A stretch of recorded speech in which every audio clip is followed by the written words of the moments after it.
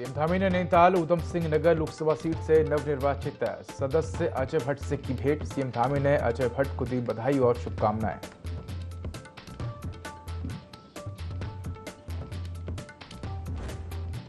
BJP प्रदेश अध्यक्ष महेंद्र भट्ट ने की प्रेस वार्ता। कहा, विकसित भारत और श्रेष्ठ उत्तराखंड निर्माण के लिए है ये जनादेश। धामी के नेतृत्व में डबल इंजन सरकार के कामों पर जनता ने लगाई मुहर।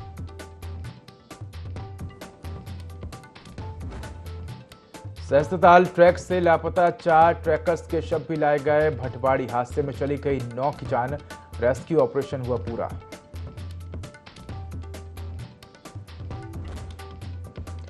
उत्तराखंड में हार की समीक्षा करेगी कांग्रेस प्रदेश अध्यक्ष करण माहरा ने सभी प्रभारियों से मांगी रिपोर्ट। रिपोर्ट के बाद पार्टी हाईकमान के साथ होगी समीक्षा।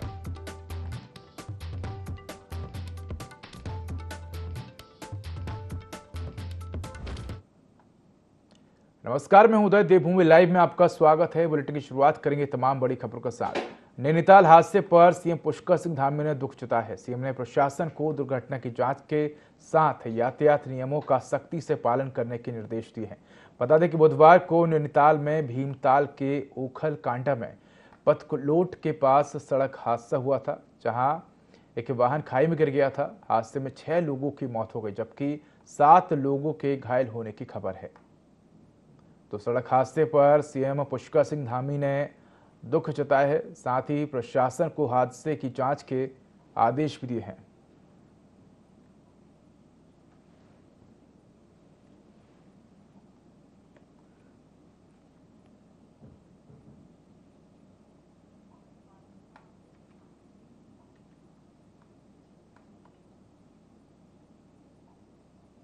पिथौरागढ़ में जहां बारिश के बाद गर्मी से राहत महसूस हो रही है, तो वहीं पहले ही बारिश में नगरपालिका की पोल खुलती हुई नजर आ रही है। सड़क और गलियों में नालियां कूड़े से जाम होने की वजह से और वाटर ड्रेनेज की कोई व्यवस्था न होने की वजह से बारिश का पानी तेज रफ्तार से सड़क पर बह रहा है। साथ ही नालियां बंद होने से पानी का बहाव इतना तेज है कि गलियों और रोड पर बहता हुआ पानी लोगों के घरों और दुकानों में घुस रहा है।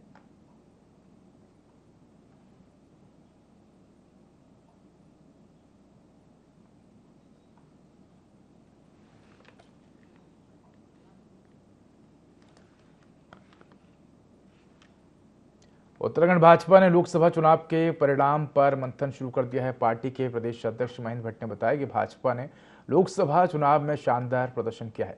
पार्टी ने इस लोकसभा चुनाव में पिछले विधानसभा चुनाव में हारी 23 विधानसभाओं में भी सुधार किया है।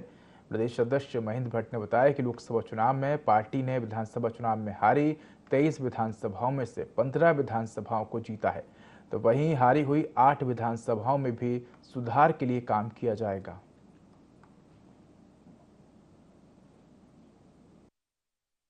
जो 23 विधानसभाएं हम हारे थे पिछले विधानसभा चुनाव में, मुझे बताते खुशी है। उनमें से आज कल हम सर्वे कर रहे थे, 15 विधानसभाएं हमने उनको भी जीता है। ये हमारी एक उपलब्धि है। आगामी दिनों के अंदर इस बार लोकसभा के हम 8 विधानसभाएं नहीं जीत पाए, उनको भी और भविष्य के अंदर अपना कार्य विस्तार उन विधानसभा में हो, इसके लिए हमने रणनीति बनाई है। और नगर पालिका नगर निगम के चुनाव में हम उन सब विषयों पर जो जहाँ भी बूथों पे कहीं मत प्रतिशत कम रहा हो, उनको कैसे और प्रभावी रूप से जीत के और बढ़ाना है। उत्तरकाशी में सरकार सरकारी स्कूलों पर करोड़ों रुपए खर्च कर रही है। कहीं मॉडल स्कूल बनाए जा रहे हैं, तो कहीं स्मार्ट क्लास की बात हो रही है, लेकिन जमीनी हकीकत कुछ और ही निकलकर सामने आ रही है।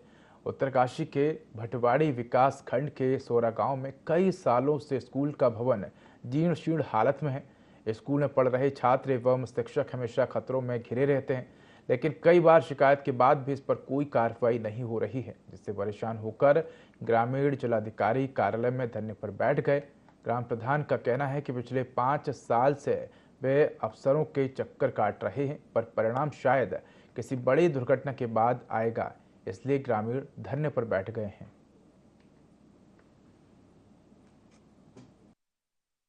आज हम यहाँ पे जिला कलेक्ट्रेट के सामने स्कूल के विगत कई दिनों से हम जिलाधिकारी जी को ज्ञापन दिया, शिक्षा अधिकारी जी को ज्ञापन दिया, माननीय मंत्री जी को भी हमने ज्ञापन दिया।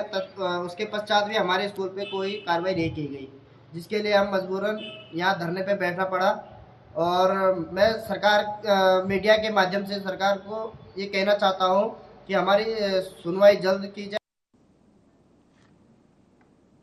लोकसभा चुनाव के नतीजे के आने के बाद उत्तराखंड बीजेपी प्रदेश अध्यक्ष महेंद्र भट्ट मीडिया से मुखातिब हुए। इस अवसर पर महेंद्र भट्ट ने कहा कि 1962 के बाद ऐसा पहली बार हुआ है कि कोई गठबंधन तीसरी बार देश में अपनी सरकार बना रहा है। उन्होंने आगे कहा कि देश में एनडीए की तीसरी बार सरकार बन रही है, जो अपने आप में ही ऐतिहासिक है। वहीं महेंद्र भट्ट ने कहा कि लोकसभा चुनाव में एनडीए को जनादेश मिला, प्रधानमंत्री के किए गए विकास कार्यों पर आधारित है। उन्होंने आगे कहा कि इस लोकसभा चुनाव के नतीजे प्रधानमंत्री नरेंद्र मोदी के विकसित भारत का भी आधार है। वहीं इंडी अलायंस पर हमला बोलते हुए महेंद्र भट्ट ने कहा कि पूरे इंडी अलायंस के आंकड़ों को भी मिला दें तो भी बीजेपी की बहुमत के आंकड़े से बहुत पीछे है।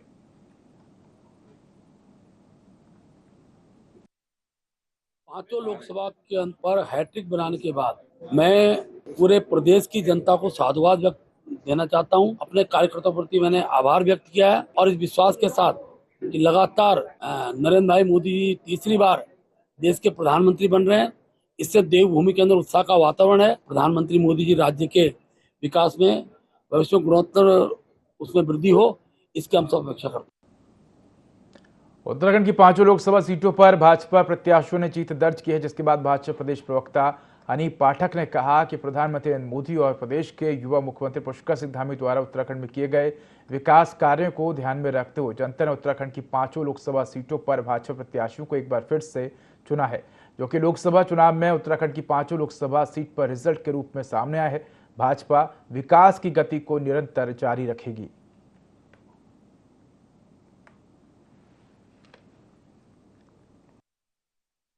देखिए, बिल्कुल सही बात है कि प्रधानमंत्री, हमारे यशस्वी प्रधानमंत्री श्री नरेंद्र मोदी जी का और हमारे उत्तराखंड के मुख्यमंत्री श्री पुष्कर सिंह धामी जी की जो जनता ने उनको अपनाया, अपना आशीर्वाद दिया है, देवतुल्य जनता ने जो उनके कार्यों को सराहा है, वो निश्चित तौर पे रिजल्ट के रूप में हमें दिखाई देता है। उत्तराखंड देवभूमि में हम पांचों की पांचों लोकसभा सीटें जिस प्रकार से विजयी होके आए हैं, वो ये दर्शाता है कि हमारी देवतुल्य जनता ने, जो पुष्कर सिंह धामी जी ने, हमारे प्रदेश के यशस्वी मुख्यमंत्री ने जो कार्य किए जनता के हित में, वो पूरी तरीके से जनता ने उसको सराहा। उत्तराखंड की पांचों लोकसभा सीटों पर कांग्रेस को मिली हार के बाद पार्टी अब जल्द ही इसकी समीक्षा करेगी। कांग्रेस प्रदेश अध्यक्ष करण बहारा ने बताया कि जल्द ही इसकी एक रिपोर्ट हाईकमान को भेजी जाएगी। प्रदेश की सभी प्रभारियों से इसकी रिपोर्ट मांगी गई है। रिपोर्ट आने के बाद हार की समीक्षा की जाएगी। साथ ही कांग्रेस प्रभारी के आदेश के अनुसार जरूरत पड़ी तो बैठक भी बुलाई जा सकती है।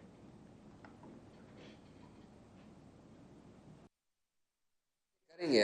अभी दूरभाष से अपने साथियों से बातचीत कर रहे हैं। इस तरीके की टेबुलेशन सीट्स हमने मंगाई है, इनका हम आकलन भी कर रहे हैं। अपने द्वारा बनाए गए प्रभारियों की रिपोर्ट्स भी हमने मंगाई हैं और जो हुआ है, जो आपके माध्यम से भी चीज़ें आई हैं, उन सभी चीज़ों का आकलन करके एक विस्तृत रिपोर्ट हाईकमान को भेजेंगे और आवश्यकता पड़ेगा या निर्देश अगर प्रभारी जी के होंगे तो निश्चित ही बैठक भी बुलाई जाएगी। उत्तराखंड में बीजेपी की पांचों लोकसभा सीटों पर फिर बीजेपी की जीत दर्ज हुई है। यह जीत प्रधानमंत्री मोदी और सीएम धामी की केमिस्ट्री का ही नतीजा है, जहां तीसरी बार पांचों लोकसभा सीटों पर भाजपा का कब्जा बरकरार रहा है। इस हैट्रिक से भाजपा नेताओं में खुशी की लहर दौड़ गई है। इसी पर देखिए हमारी खास रिपोर्ट। उत्तराखंड की पांचों लोकसभा सीटें जीतकर बीजेपी ने प्रदेश में हैट्रिक लगाई है। लिहाजा ये चर्चा जोरों पर है कि पीएम मोदी और सीएम धामी की केमिस्ट्री उत्तराखंड में स्पष्ट दिख रही है। 100% स्ट्राइक रेट के साथ तीसरी बार देवभूमि उत्तराखंड में सीएम धामी के नेतृत्व में भगवा फहराया है। जाहिर है, राजधानी देहरादून सहित पूरे प्रदेश में बीजेपी कार्यकर्ताओं में खुशी की लहर है। देहरादून पार्टी कार्यालय में पार्टी के प्रदेश अध्यक्ष महेंद्र भट्ट ने कार्यकर्ताओं को संबोधित करते हुए सीएम धामी की जमकर तारीफ की और इसे उत्तराखंड में किए गए विकास कार्यों का परिणाम बताया। देश के प्रधानमंत्री जी ने उत्तराखंड राज्य के विकास के लिए जितने कदम उठाए वो जनता के हृदय में उबाते थे। अभी माननीय मुख्यमंत्री जी ने अपने उद्बोधन इसका चर्चा की है, चाहे ऑल वेदर रोड हो, चाहे रेलवे कनेक्टिविटी हो, चाहे हवाई कनेक्टिविटी हो। इसमें देवभूमि के पर्यटन को बढ़ाने में, यहाँ के तीर्थाटन को बढ़ाने में बहुत बड़ा योगदान प्रधानमंत्री जी का है।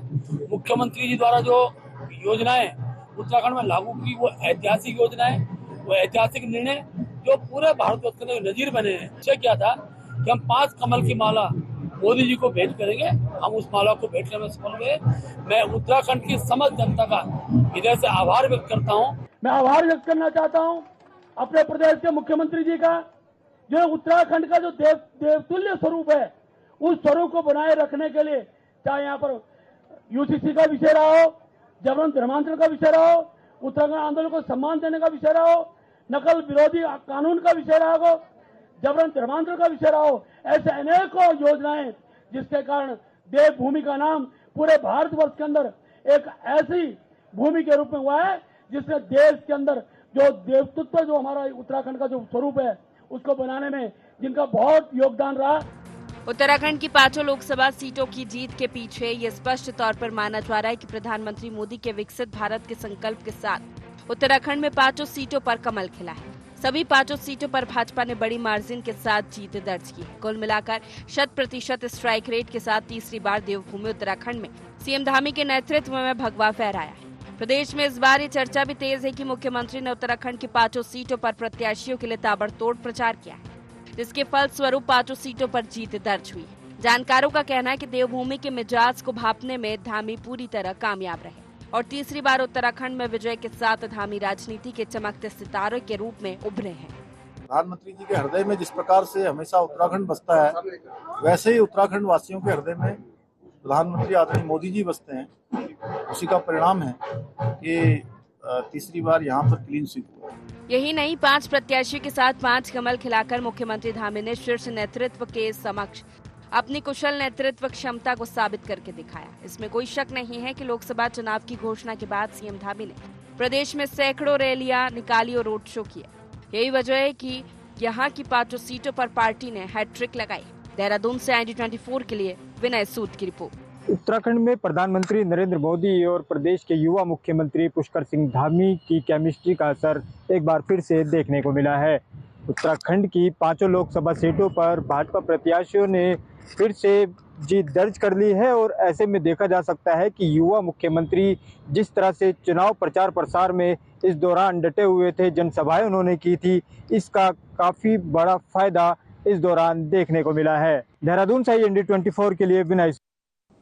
उत्तराखंड के नैनीताल जिले के भीमताल विधानसभा क्षेत्र के ओखल कांडा ब्लॉक में दर्दनाक हादसा हुआ, जहां 4 पहिए वाहन अनियंत्रित होकर गहरी खाई में पलट गई, जिसमें सवार 6 लोगों की मौत हो गई। सूचना पर तत्काल पुलिस ने मौके पर पहुंची और स्थानीय लोगों की मदद से सभी लोगों का रेस्क्यू किया।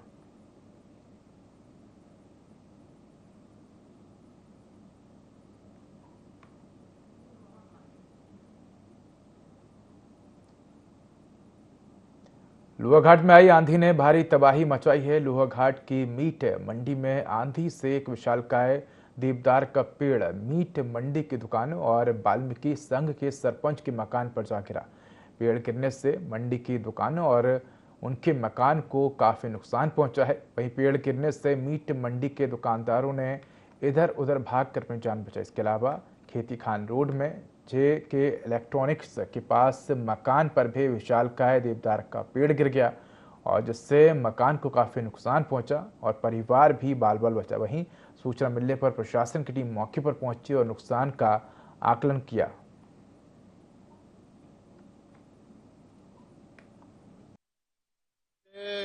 जंगलात को यहाँ पहले कई बार एप्लीकेशन दी गई है इसको कटवाने के लिए कि ये मकान के ऊपर खतरा है करके, लेकिन जंगलात के तरफ से कोई संज्ञान में नहीं लिया गया है। आज वो दुर्घटना होने से बच गई तो मकान पे थोड़ा सा नुकसान हुआ। आज ये आंधी तूफान में पेड़ गिर गया है।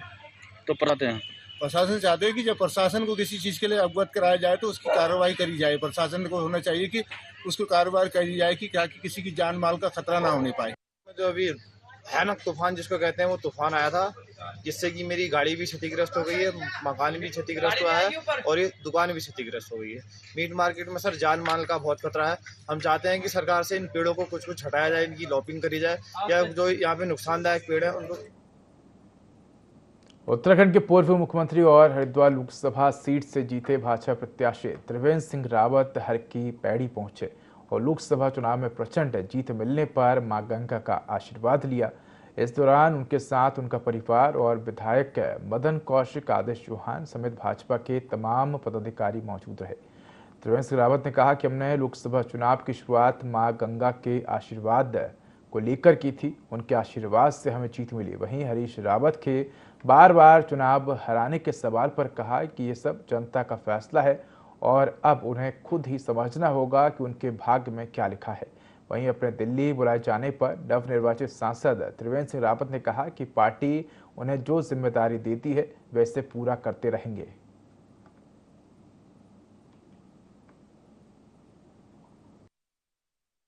गंगा का आशीर्वाद लेकर के हमने चुनाव अभियान की शुरुआत की थी और चुनाव संपन्न हुआ, मनोकामना पूर्ण हुई। तो आज फिर मां गंगा का धन्यवाद करने के लिए और भविष्य के लिए, क्षेत्र की सुख कामना के लिए अपने जो हरिद्वार लोकसभा के हमारे जनता है, हमारे मतदाता हैं, हमारे कार्यकर्ता हैं, उनके लिए मां गंगा का आशीर्वाद। पार्टी का जब भी चुनाव होता है तो उसके बाद जो संसदीय दल होता है, जो हमारा सांसद होते हैं, उनकी मीटिंग होती है, नेता का चुनाव होता है, तो उसकी मीटिंग परसों दिल्ली में है, तो उसके लिए मैं जाऊँगा।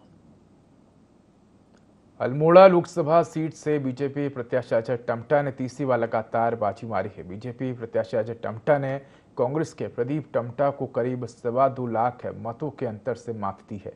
अजय टम्टा की जीत पर बीजेपी कार्यकर्ताओं ने जोरदार खुशी मनाई। कार्यकर्ताओं ने नवनिर्वाचित सांसद अजय टम्टा को अबीर गुलाल लगाया और जमकर डांस किया। इस दौरान बीजेपी सांसद अजय टम्टा ने कहा कि प्रधानमंत्री नरेंद्र मोदी के नेतृत्व में केंद्र सरकार ने पहाड़ी लोकसभा क्षेत्र में ऐतिहासिक काम किए हैं, जिसके चलते जनता ने एक बार फिर अल्मोड़ा सीट पर कमल खिलाया है।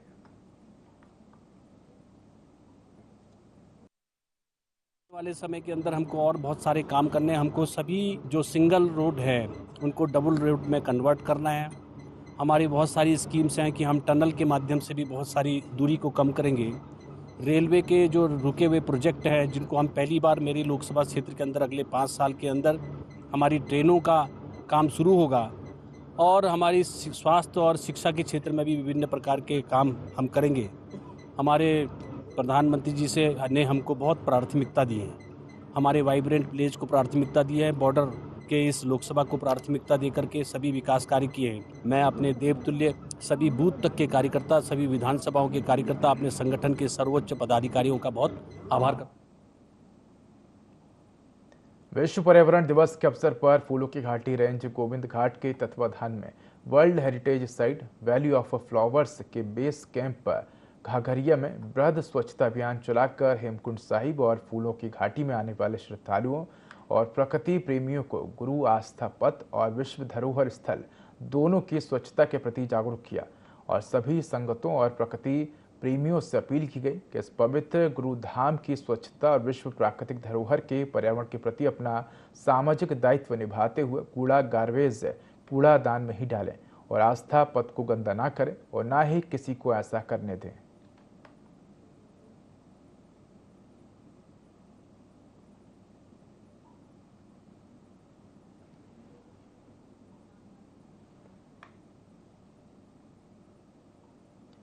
निकायों में प्रशासकों का कार्यकाल एक बार फिर से बढ़ा दिया गया है। ये कार्यकाल अगले 3 महीने के लिए बढ़ाया गया है।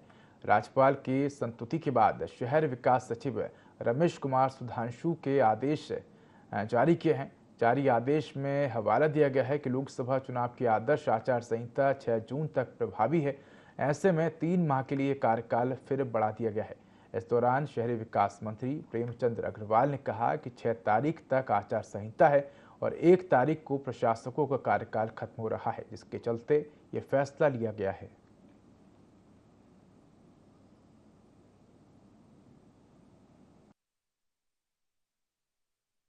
जिस प्रकार से 1 तारीख को सभी प्रशासकों का कार्यकाल समाप्त हुआ था और 6 तारीख तक यानी 6 जून तक आचार संहिता प्रभावित थी, ऐसे में हमें सारे विधिक राय लेने के बाद हमारे पास एक ही विकल्प था कि हम प्रशासकों का कार्यकाल बढ़ाएं और आपने देखा होगा कार्यकाल बढ़ाते हुए हमने यही कहा या तो 3 महीने या उससे पहले हम चुनाव कराएंगे, जो पहले होगा उस तक हमने प्रशासकों का कार्यकाल बढ़ाया। चारधाम यात्रा रजिस्ट्रेशन के लिए ऋषिकुल मैदान में जमा हो रहे श्रद्धालुओं को राहत देने के लिए निरंजनी अखाड़े के सचिव श्री महंत रविंद्रपुरी महाराज आगे आए हैं। रविंद्रपुरी महाराज ने श्रद्धालुओं को भोजन उपलब्ध कराने के लिए भंडारा शुरू कर दिया है। वहीं श्री महंत रविंद्रपुरी और प्रशासन के अधिकारियों ने दूसरे राज्यों से ऋषिकुल मैदान में रजिस्ट्रेशन के लिए पहुंचे श्रद्धालुओं को भोजन के पैकेट बांटे। वहीं रविंद्रपुरी महाराज ने कहा कि जब तक ऋषिकुल मैदान में श्रद्धालुओं की भीड़ जमा रहेगी तब तक उन्हें भोजन और पानी उपलब्ध कराया जाएगा। बता दें कि जिला प्रशासन के अधिकारियों का कहना है कि मुख्यमंत्री के दौरे के बाद श्रद्धालुओं के लिए सुविधाएं बढ़ाई गई हैं। वहीं निरंजनी अखाड़े के सहयोग से लोगों को भोजन और पानी भी उपलब्ध कराया जा रहा है। लाखों की संख्या में हजारों यात्री है और हमने देखा यात्री जो बहुत परेशान है, इसीलिए मनसा देवी मंदिर ट्रस्ट सामने आ गया और जो भी सेवा हमसे हो पाएगी, भोजन की सेवा हमने अपनी जिम्मे ली हुई है और भोजन की सेवा जब तक यात्री चलेगा तब तक मनसा देवी ट्रस्ट भोजन की व्यवस्था करेगा। इस जगह सरकार का पूरा प्रयास है, सरकार अपना पूरा काम कर रही है। जब इतनी जनता आज ये सरकार क्या करेगी, इसीलिए हम सबको जितने भी हम लोग सबको एक होना पड़ेगा, सब इकट्ठे होकर के जो सेवा हमसे होगी वो सेवा करनी चाहिए। माननीय मुख्यमंत्री जी ने जब यहाँ पे दौरा करा उसके बाद जो निर्देश दिए थे उसमें 3 सकारात्मक बदलाव करे गए हैं। एक तो यहाँ पे कूलर की व्यवस्था बढ़ाई गई है ताकि जो भीषण गर्मी पड़ रही है लोगों को थोड़ी राहत मिले। उससे अतिरिक्त माननीय मुख्यमंत्री महोदय ने ये भी निर्देश दिए थे कि भोजन की व्यवस्था करी जाए, क्योंकि लाइन में लोग फंसे रहते हैं, बहुत देर तक खड़े रहते हैं, तो उनके लिए 5-5, 6-6 घंटे से जो लोग फंसे उनके लिए भोजन और शरबत और ठंडे पानी की व्यवस्था करी गई है। इसके अतिरिक्त रजिस्ट्रेशन भी बढ़ाए गए हैं। जब माननीय मुख्यमंत्री जी आए थे उस दिन 1500 से 2000 करा गया था और आज 4000 कर दिया।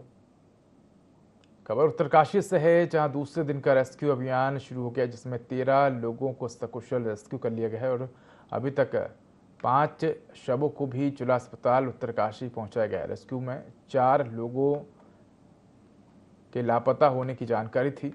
आपको बता दें कि हरसिल से 2 हेलीकॉप्टर घटनास्थल के लिए रवाना किए गए।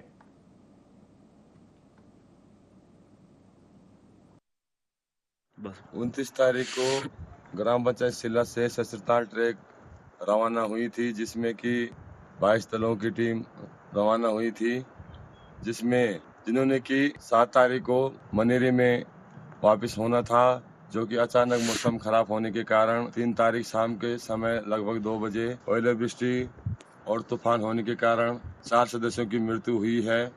29 तारीख को सहस्त्रताल कोच कल्याण ट्रैक के लिए यहाँ से 22 सदस्य दल रवाना हुआ, जिसमें कि उक्त दल सहस्त्रताल 2-3 तारीख को दर्शन करके लौट रहा था। अचानक मौसम खराब होने से और तूफान हवाएं चलने से वहाँ पे जो कुछ लोग ओलावृष्टि की वजह से वहाँ पे फंस गए थे और जिनके वो 3 तारीख को वहाँ पर मृत्यु हो गई। 20 किलोमीटर दूर आने पर शासन प्रशासन को सूचना दी, जिसके लिए शासन प्रशासन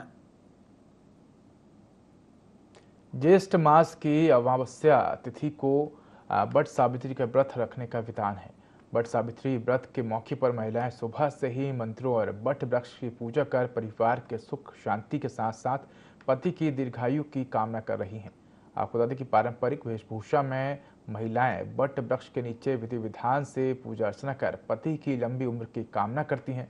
बता दें कि मान्यता है कि बट वृक्ष के नीचे सावित्री और सत्यवान की प्रतिमा लगाकर विधि विधान से पूजा अर्चना करने से सुहागिनों को अखंड सौभाग्यवती होने का आशीर्वाद मिलता है।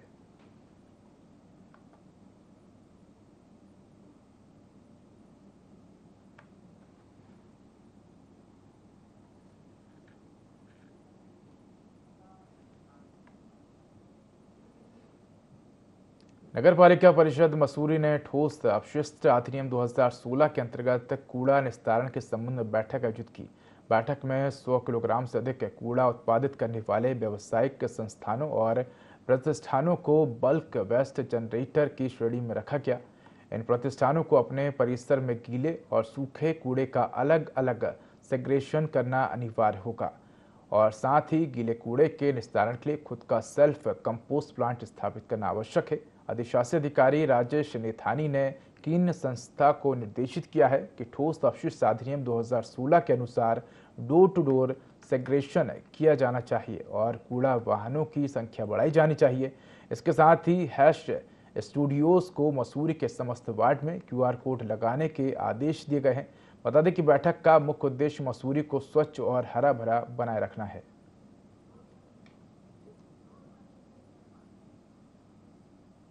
तो फिलहाल इस बुलेटिन में इतना ही। खबरों के अधिक अपडेट के लिए देखते रहिए i24। नमस्कार।